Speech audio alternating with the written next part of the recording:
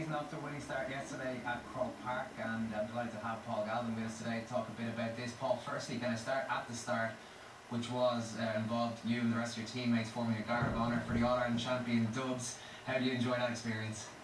It was something that I think we did last year. For the Cork lads, we're doing it a bit too often for my liking.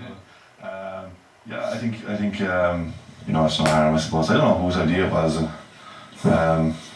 Were you asked about it, or were you given a choice in it? I heard it mentioned because some of our boys ran out in the field, and you run out in the field, you run out onto the field, but we were actually supposed to stop right by the tunnel and wait for the Dubs, but 7 or 8 of the boys tore out and forgot about it and went down to the canal and the goal. And I went out and went halfway and then looked back and there was boys shouting at me to come back, so I had to call the rest of the lads up.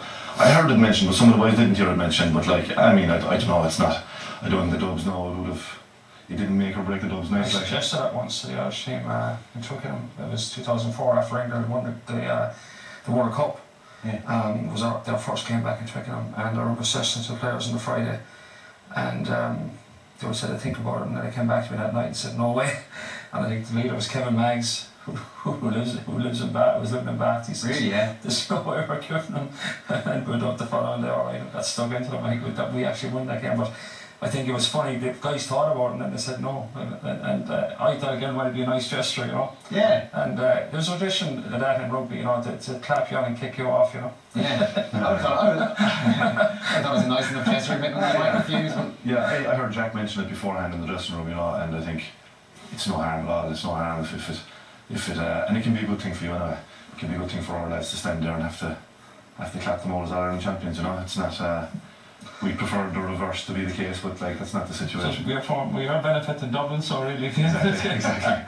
Well, I would applaud it because I think it's nice to see a bit of sportsmanship. I think certainly the GA could do a bit more. Absolutely, of that. Yeah. Paul, you missed the start of the league last year. You had a hip problem initially, and you had a hip groin. I had a groin. I was getting a couple of groin tears because of the hip situation. Right, so I had surgery on the hip to clear up the groin problem. And it was it turned out to be a bit worse than what I had thought it was, and it took me quite a while to come out of it. It was just it was quite bad when the surgery went in. So it took me a bit to recover from it. I had to look at my running technique as a result. I had to change, it was a mechanical thing. I had to change how I was running, and my run when I came back was overloading my hamstrings, so it was causing hamstring tears, and it became quite complicated and took the enjoyment out of the year from me. Is that a difficult thing to do? Is it very tedious trying to change? It is. There's a lot of very, like core exercises and a lot of manipulation of the hip joint and my back and stuff, just so I could correct my run.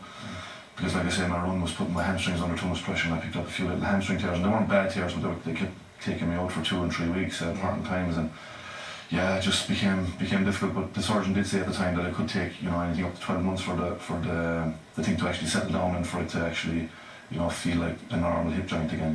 Does it feel normal now? It does. Feels great. Yeah, it feels great again. I feel really good. Physically, I feel really good. I feel better now than when I was maybe 26 or 27. But I think I know my body a little bit better, and I know the right things to do for me. Whereas when you're young, I think you want to do everything, and you think you can do everything, but as you get a bit older, you tend to stick to the things that work for you. Something that strikes me, Paul, is the amount of pressure that Kerry footballers put on themselves, and I'm sure I can include you in that. I think I'm right in saying after the 2007 All-Ireland final against Cork, you came out and said, look, we had to win that game. There was 100 years of tradition riding on that, and we couldn't let down the jersey. To me, that seems like there's already a lot of pressure on the team. Is that how you actually motivate yourself when you're playing for your county? Yeah, I remember that game quite well, and that was certainly how I felt going into it. But for me, that's a great. I like those. I like that kind of. I wouldn't call it pressure, but I like that kind of. It motivates me. I think it's a very proud thing that we're very proud of our tradition in Kerry, and I think we should be playing on that really. We should play on it every time we go out in the field. That, especially in All-Ireland finals, you can feed off stuff like that. And there is probably. I think any pressure, any sportsman should be his own harshest critic, and any pressure from the outside should be irrelevant really if you're serious about what you're doing and your sport and you're comfortable with your abilities. I think the only pressure that counts should be what you ask yourself to do. It must be hard to block everything else out though, what your friends and family might be telling you, what the media might be saying, all those things. No, I don't find it difficult at all. I don't find it difficult at all.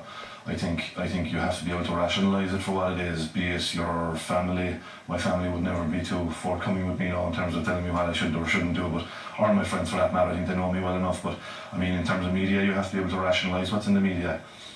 It's one guy writing something, and I think often you can look beyond. If you look beyond headlines and you can rationalise it, it's very simple to see what it is and how important it is. And I sometimes look at media for myself just to get a little bit of energy from it, because there can be plenty of motivation in what's in the press if you want to use it that way, But it's not unusual, Paul. I'd say you find the same with rugby players. Well, they frame a game at that moment in time as the most important thing in the world, which sounds a bit ridiculous retrospectively or when you step back, but in reality, at that moment in time, that is the most important thing to them. Because when that moment's over, that's history. If it's an All-Ireland final, that's history written. So if you don't kind of frame the game in that way for yourself, there's a chance you might miss the moment. So it's not unusual for guys to do that part of the build-up. And then if you ask them a few years later about that game, they can frame it differently. But at that moment in time, to get the best performance of their lives at that moment, they have to frame it as the most important thing in their lives. And that's not unusual, I think. How did you frame last night's game? I don't know, there's something missing. I don't know what it was. Yeah, maybe. I wasn't there now. I watched it on TV and just seemed like lacking a bit, I don't know. Not a friendly, but almost. I wasn't too friendly, no. I tell you, I wasn't too friendly, but it was a big game for me personally, I think, because I had a tough year last year, and I just felt that I didn't really play any kind of a part really, or make any major contribution to the year last year, particularly the final. So I had built it up as a big game for myself personally, but it was a big game for Kerry anyway, really. Whatever way you look at it, it was probably more important for Kerry to win that game than Dublin, I know what it's like for the Dubs, coming into a game like that as Ireland champions, they'll find that, teams like us, it was easy for us last night in terms of motivation, because, they had beaten us, and deservedly beaten us in my opinion, and so it's a tough situation to be in for the Dubs this year, because they'll find out a little bit of goodwill and a little bit of romance that was following them last year. It'll be a little bit in sharper supply. They want a piece of it. Exactly. But that's great. That'll be the challenge for them now. Will be to deal with that as champions, which is just a natural part of their development really, and they'll cope fine with it, I'm sure. When you talk then about legacy and motivating yourself internally, losing to Dublin last year in All-Ireland final, having been ahead by a number of points with not that long to go, on top of the pain of defeat, do you carry this sort of stain on the Kerry legacy? Do you feel that you let down the jersey in a way? Yeah, I think so. I think going into the game, my thinking on it going into the game was that I was thinking it in terms of legacy, like what will I leave behind me? If we win this, I would have had a really good record, we'll say, of 5 wins and 3 losses in finals.